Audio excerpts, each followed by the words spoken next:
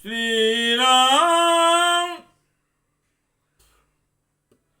श्री राम जय जय राम। श्री राम जय जय राम। श्री राम जय जय राम। श्रीमद् वाल्मीकि रामायण का अरण्य कांड का 73वां सर्ग। अतः त्रिसप्ततितमः सर्गः। दिव्य रूपधारी कबंध का श्री राम और लक्ष्मण को दृश्य मूक और पंपा सरोवर का मार्ग बताना तथा मतंग मुनि के वन एवं आश्रम का परिचय देकर प्रस्थान करना। दर्शित्वा तु रामाय सीताया परिमार्गणे वाक्यमन्वर्थज्ञा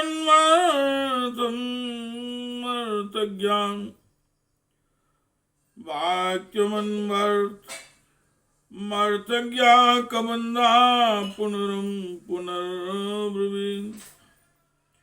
भगवान श्री राम को सीता जी की खोज का उपाय दिखाकर अर्थवेत्ता कबंध ने उनसे पुनः यह प्रयोजन युक्त बात कही।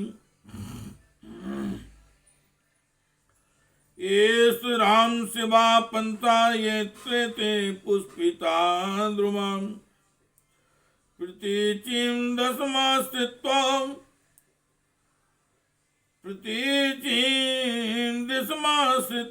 प्रकाशन्ते मनोरमा।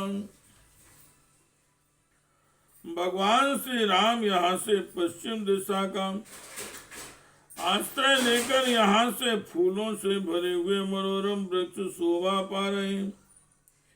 यही आपके जाने लायक सुखद मार्ग है।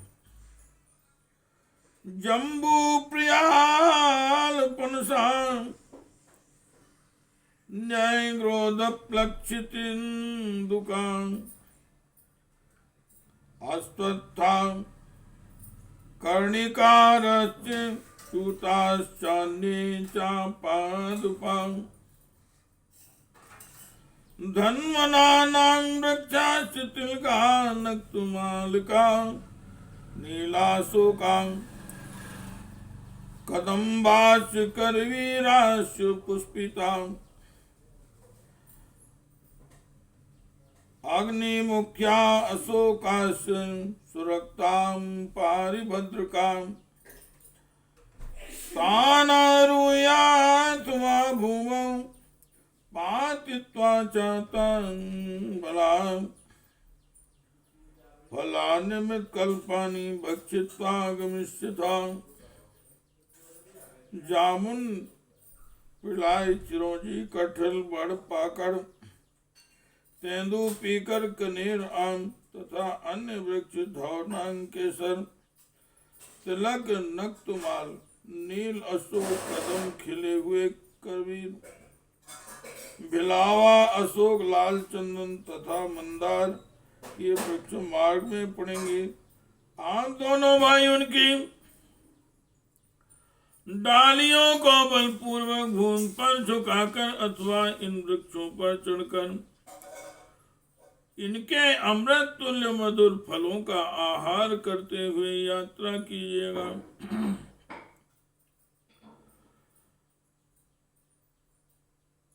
तदतिक्रम्य काकुत्स्थवनं पुष्पिन पादपं नंदन प्रतिमं चान्यत कुर्वस्तुत्तराय सर्वकाल फलायत्र पादपा मधुरस्त्रुवा।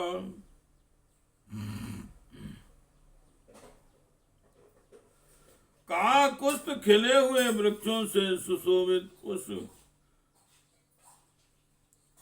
काकुस्थ वृक्षों से सुशोभित उस वन को लांघकर आप लोग एक दूसरे वन में प्रवेश कीजिएगा जो नंदन वन के समान मनोहर है।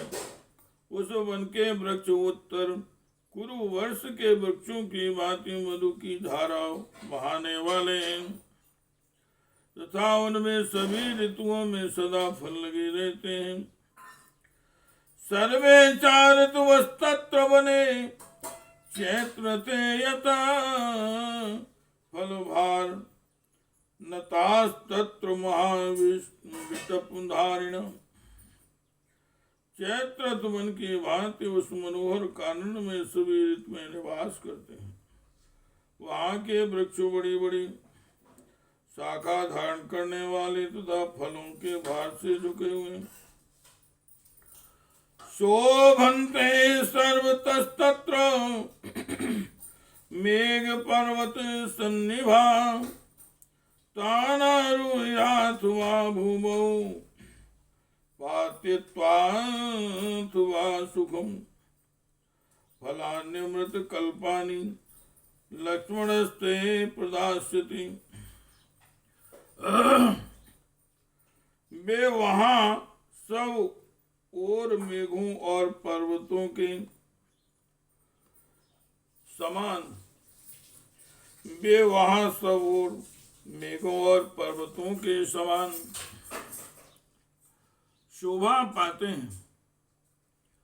लक्ष्मण इन वृक्षों पर चढ़कर अथवा सुखपूर्वक उन्हें पृथ्वी पर झुकाकर उनके अमृत तुल्य मधुर फल आपको देंगे। षड्क्रमन्तो वरान् शैलान् शैलाञ्चैलं वनान् वनं तथा पुष्करणीं वीरो पंपानां गमिष्यथाम्। इस प्रकार सुंदर पर्वतों पर भ्रमण करते हुए आप दोनों भाई एक पहाड़ से दूसरे पहाड़ पर तथा एक वन से दूसरे वन में पहुंचेंगे और इस तरह अनेक पर्वतों तथा वनों को लांघते हुए आप दोनों वीर पंपा नामक पुष्करणी के तट पर पहुंच जाएंगे।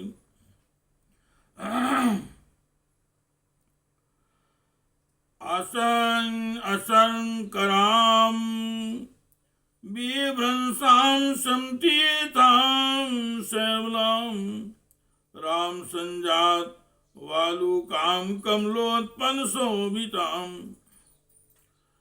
भगवान श्री राम वहाँ कंकड़ का नाम नहीं है। उसके तट पर पैर मिलने से फिसलने से लायक पैर फिसलने लायक कीचड़ आदि नहीं है। उसके घाट की भूमि सब ओर से बराबर है, ऊंची नीची या उबड़ खाबड़ नहीं है। उस पुष्करणी में शेवाल का सर्वथा अभाव है। उसके भीतर की भूमि बालू का पूर्ण है। कमल और उत्पल सरोवर की शोभा बढ़ाते हैं। श्री राम जय राम जय जय राम। श्री राम जय राम जय जय राम। श्री राम जय राम जय जय राम। तत्र हंसा प्लावा क्रौंचा कुर्रारे कुर्राश्चैवराघौ वल्गुस्वरा निकूजन्ति पंपा सलिल गोचरा नोद्विजन्ते नरान् दृष्ट्वा वदस्या कोविदा शुभाम्। हे रघुनंदन, वहां पंपा के जल में विचरने वाले हंस कारण कौंच और कुरर सदा मधुर स्वर में कूदते रहते हैं। वे मनुष्यों को देखकर उद्विग्न नहीं होते हैं, क्योंकि किसी मनुष्य के द्वारा किसी पक्षी का वध भी हो सकता है, ऐसे भय का उन्हें अनुभव नहीं है। ये सभी पक्षी बड़े सुंदर हैं। घृत पिंडोपमान स्थूलास्तान द्विजान भक्ष्यसिथा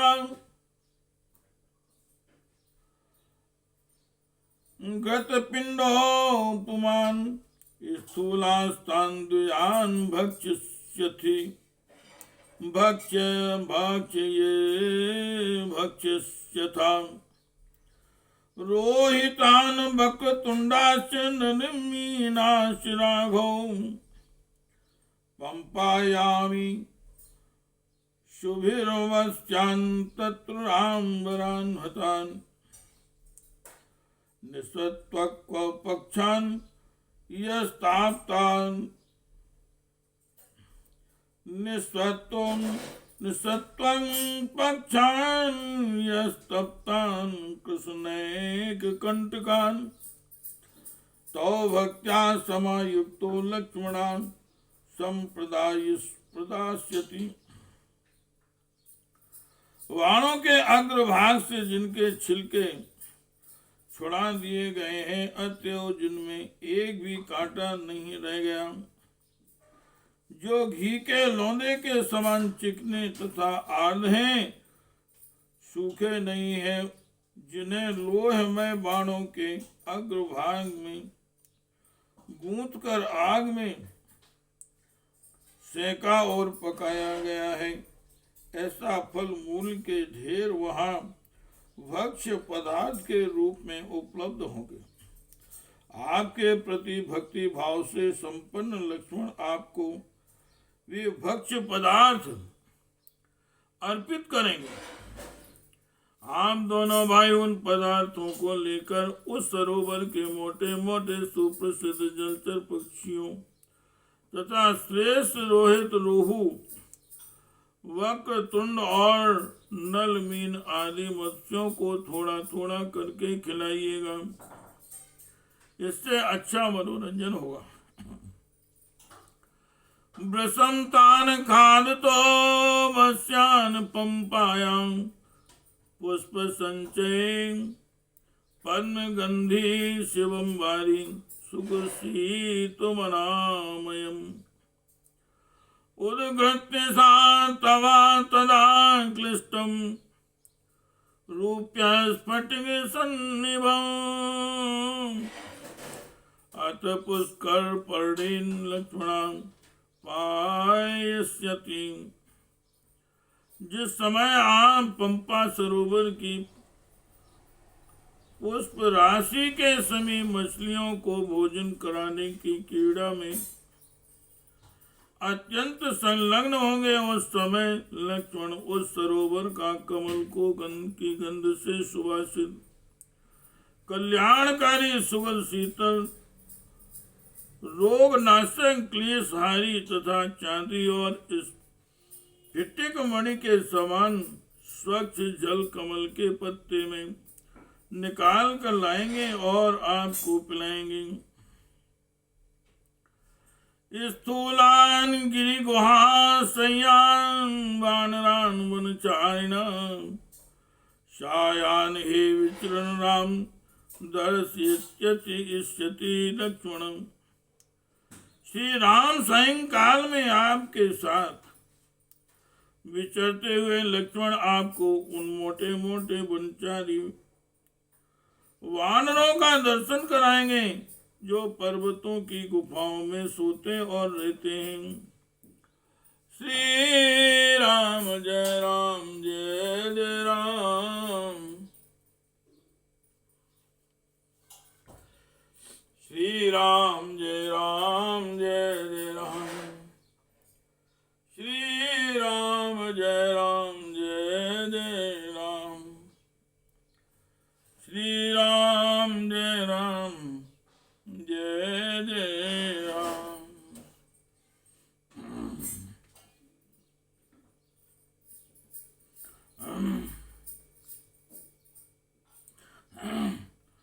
अपां लोभादुपावृत्तान् वृषभान्युदर्नर्दितान् स्थूलान् पीतान् पंपायां द्रक्ष्यसि त्वं नरोत्तम।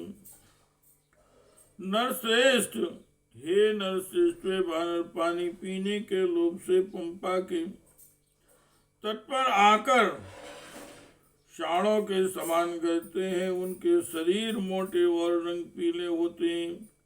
आप उन सबको वहां देखेंगे। शायाने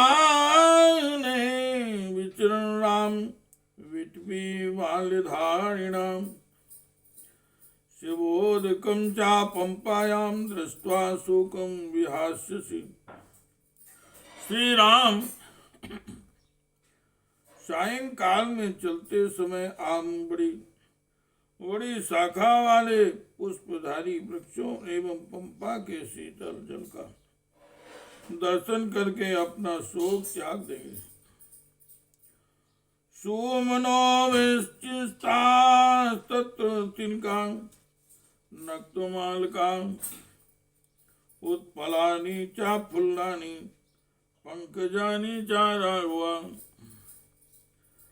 रघुनंदन वहां फूलों से भरे हुए तिलक और नक्तमाल के वृक्ष शोभा पाते हैं तथा जल के भीतर उत्पन्न और कमल फूले हुए दिखाई देते हैं। नातानि कश्चिन माल्यानि तन्नारोपे तथा रोपयेता नराम नाचावे म्लानताम यान्ति न च सीर्यन्ति राघव। हे रघुनंदन, कोई भी मनुष्य वहां उन फूलों को उतार कर धारण नहीं करता, क्योंकि वहां तक किसी की पहुंच ही नहीं हो पाती। पंपा सरोवर के फूल ना तो मुरझाते हैं और न झड़ते ही हैं। मतंग शिष्या तत्रासन्नसया सुषुमाहिता तेषां भाराभितप्तानां वन्यमाहर्तां गुरौ ये प्रमेतु महीं तूर्णं शरीरान् स्वेदबिन्दुवान् तानि माल्यानि जातानि मुनीनां तपसा तदा स्वेदबिन्दु समुत्थानीनां विनश्यन्ति राघव। कहते हैं वहां पहले मतंग मुनि के शिष्य ऋषिगण निवास करते थे, जिनका चित्त सदा एकाग्र एवं शांत रहता था। वे अपने गुरु मतंग मुनि के लिए जब जंगली फल मूल ले आते और उनके भार से थक जाते, तब उनके शरीर से पृथ्वी पर पसीने की जो बूंदें गिरती थी, वे ही उन मुनियों की तपस्या के प्रभाव से तत्काल फूल के रूप में परिणित हो जाती थी। हे राघव, पसीनों की बूंदों से उत्पन्न होने के कारण वे फूल नष्ट नहीं होते। तेषां गतानां ध्यापि दृश्यते परिचारिणी श्रवणे सबरीनां काकुत्स्थं चिरजीविनी।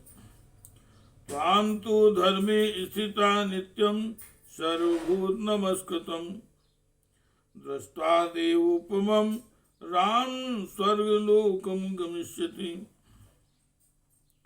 वे सबके सब ऋषि तो अब चले गए, किंतु उनकी सेवा में रहने वाली तपस्विनी सबरी आज भी वहां दिखाई देती है। काकुत्स्थ सबरी चिरंजीवनी होकर सदा धर्म के अनुष्ठान में लगी रहती है। हे श्री राम, आप समस्त प्राणियों के लिए नित्य बिंदिनी बंदिनी और देवताओं के तुल्य हैं।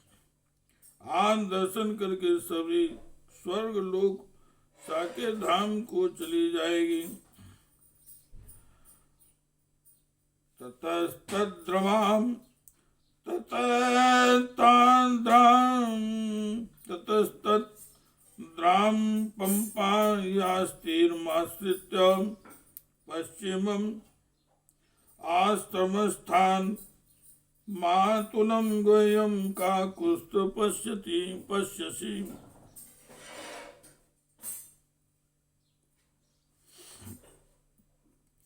काकुस्थ कुलभूषण श्री राम तदनंतर आप पंपा के पश्चिम तट पर जाकर एक अनुपम आश्रम देखेंगे जो सर्व साधारण की पहुंच के बाहर होने के कारण गुप्त है। ना तत्ता किंतु नागा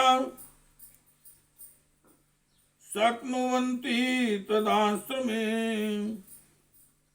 ऋषेस्तस्य मतंगस्य विधानम तच्च कारणम।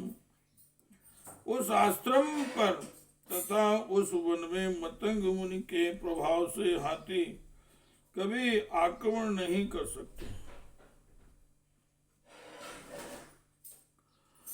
मतंग वन मिथ्या विश्रुतम रघुनंदन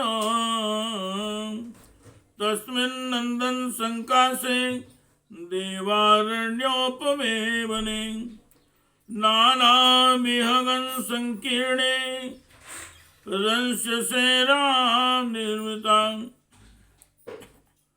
हे रघुनंद, वहां का जंगल मतंग वन के नाम से प्रसिद्ध है। उस नंदन तुल्य मनोहर देववन के समान सुंदर वन में नाना प्रकार के पक्षी भरे रहते हैं। भगवान श्री राम आप वहां बड़ी प्रसन्नता के साथ सानंद विचरण करेंगे। ऋष्यमूकस्तु पंपाया पुरस्तात् पुष्पिन्दुमां सुदुःखारोहणस्य शिशुनागाभिरक्षिताम् उदारो ब्रह्मणा च पूर्व काले अविनिर्मिताम्। पंपा सरोवर के पूर्व भाग में ऋष्यमूक पर्वत है, जहाँ के वृक्ष फलों से सुशोभित दिखाई देते हैं। उसके ऊपर चढ़ने में बड़ी कठिनाई होती है, क्योंकि वह छोटे छोटे सर्पों अथवा हाथियों के बच्चों द्वारा सब ओर से सुरक्षित है। ऋष्यमूक पर्वत उदार भीष्ट फल को देने वाला है। पूर्व काल में साक्षात ब्रह्मा जी ने उसका निर्माण किया है और उसे सौंदर्य आदि गुणों से संपन्न किया है।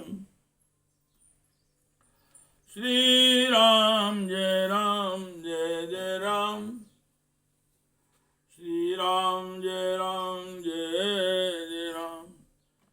श्री राम जय राम, जय राम।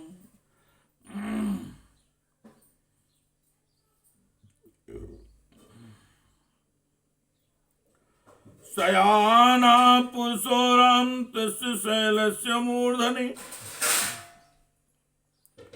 यत् स्वप्नं लभते वित्तं तत् प्रबुद्धो अधिगच्छति। यस्त्वेनं विस्माचारा पाप कर्माधिरोहित तत्रयो प्रहन्त्येनं सुप्तमादाय राक्षसं। श्री राम इस पर्वत के शिखर पर सोया हुआ पुरुष सपने में जिस संपत्ति को पाता है उसे जागने पर भी प्राप्त कर लेता है। जो पाप कर्मी तथा विषम बर्ताव करने वाला पुरुष उस पर्वत पर चढ़ता है उसे इस पर्वत शिखर पर ही सो जाने पर राक्षस लोग उठाकर उसके ऊपर प्रहार करते हैं। तत्रापि शिशुनागानां क्रन्दान् सूयते महान् क्रीडितां राम पंपायां मतंगस्त्रं वासिनाम्। श्री राम मतंग मुनि के आश्रम के आसपास के वन में रहने और पंपा सरोवर में क्रीड़ा करने वाले छोटे छोटे हाथियों के चिंगाड़ने का महान शब्द उस पर्वत पर भी सुनाई देता है।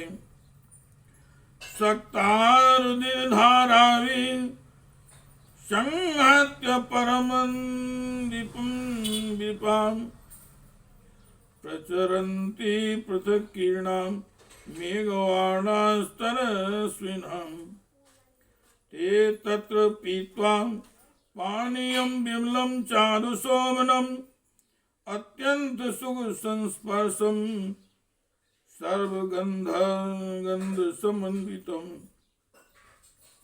निर्वृत्ता संविगाहन्ते वनानि वनं गोचरा।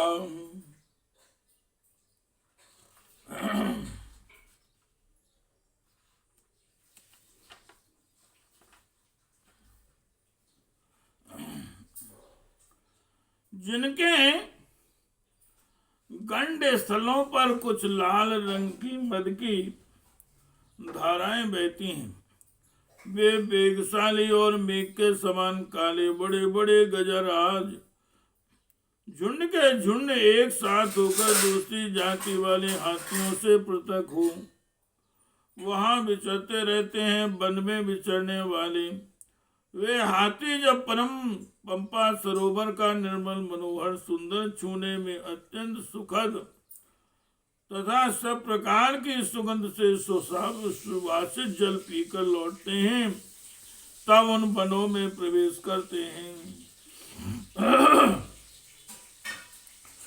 रिक्षांश दीपनस्य और नील कोमल का प्रभान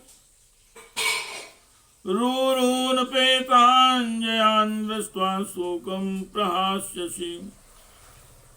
रघुनंदन महारीचों बाघों और नील कोमल कांति वाले मनुष्यों को देखकर भागने वाले तथा दौड़ लगाने वाले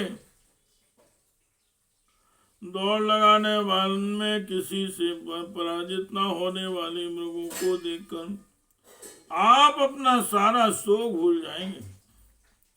राम तस्य तु शैलस्य मैति शोभते गुहा शिलापिधाना का कुस्त दुखम चास्या प्रवेशनम। भगवान श्री राम उस पर्वत के ऊपर एक बहुत बड़ी गुफा शोभा पाती है, जिसका द्वार पत्थर से ढका है। उसके भीतर प्रवेश करने में बड़ा कष्ट होता है।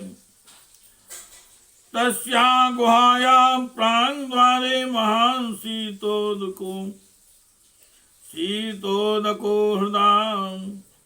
बहुमूल फलो रम्यो नाना नगर समाकुला। उस गुफा के पूर्व द्वार पर शीतल जल से भरा हुआ एक बहुत बड़ा कुंड है। उसके आसपास बहुत से फल और मूल सुलभ हैं तथा वह रमणीय हृद नाना प्रकार के वृक्षों से व्याप्त है। तस्याम बसति धर्मात्मा सुग्रीवा सवानरे कदाचित् करे तस्य पर्वतस्यापि तिष्ठति। धर्मात्मा सुग्रीव वानरों के साथ उसी गुफा में निवास करते हैं। वे कभी कभी उस पर्वत के शिखर पर भी रहते हैं।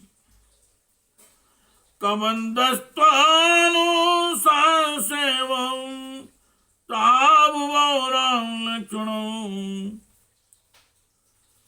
स्त्रंग्वी भास्कर वर्णावा खेव्योरोम्यनो चतुर्वीरवान।